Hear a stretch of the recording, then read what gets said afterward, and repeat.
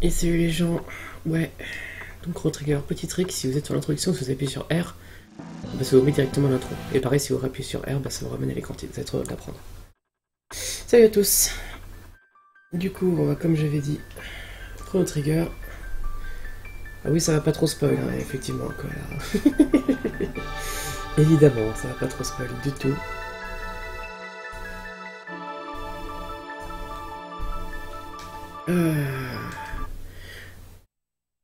Et du coup, ouais, bah, comme j'avais montré, Kanmoni m'a prêté sa cartouche et qu'il l'a amené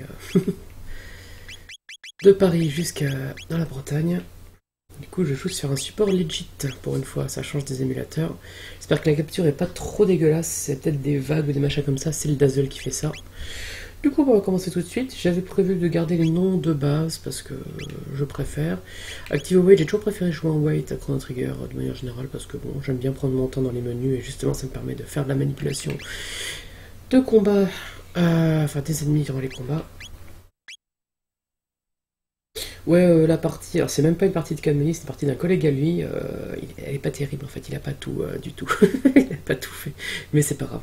Je vais garder, enfin voilà, je vais décider de garder les noms d'origine parce que bon, voilà, ça fait plus neutre, puis c'est plus simple quand on connaît pas le jeu pour s'en trouver. Au niveau des persos, bon, Chrono Trigger, que dire? Je pense que vous connaissez en général un petit peu. Et ouais, pas d'input lag, effectivement, car ça fait du bien, punaise.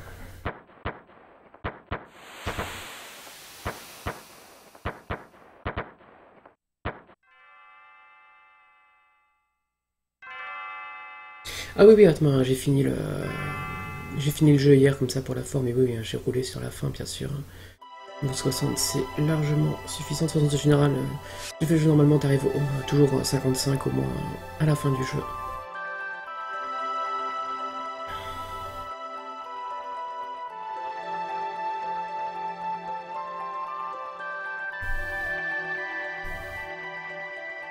Oh, on va direct commencer par toucher un petit peu aux stats.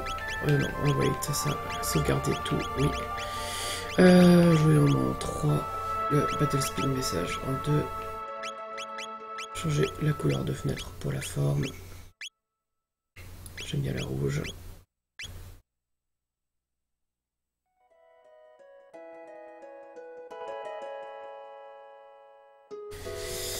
Et donc on en renomme Lucas, qui fait un perso qu'on va énormément utiliser. Très important, reparler à la mère avant de partir parce qu'elle nous file notre argent de poche. On ne peut pas parler au chat au début. Alors, bon, ça va être vraiment de la promenade hein, aujourd'hui, vous êtes prévenus.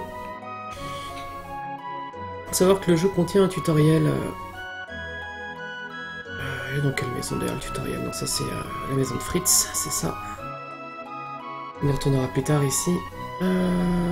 C'est ici? Ouais, voilà, c'est ici. Là, il y a un tuto.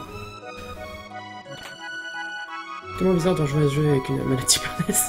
Ironiquement, en fait, j'ai pas rejoué à ce jeu sur Super NES depuis... Bah, depuis la première fois que je l'ai fait, en fait. La première fois que j'ai joué à Chrono Trigger, c'était sur Super NES, avec le jeu d'origine. Bon, c'était une Super NES européenne, avec un adaptateur, mais quand même.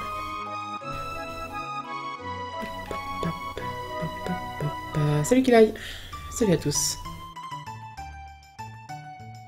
Donc ouais, l'introduction au In Square.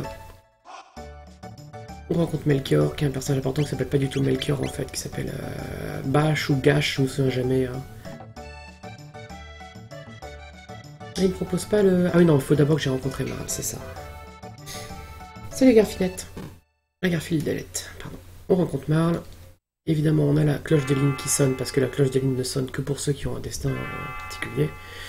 Donc évidemment, mes deux persos, ça sonne. Important, si vous voulez vraiment être très gentil, vous parlez à Marl.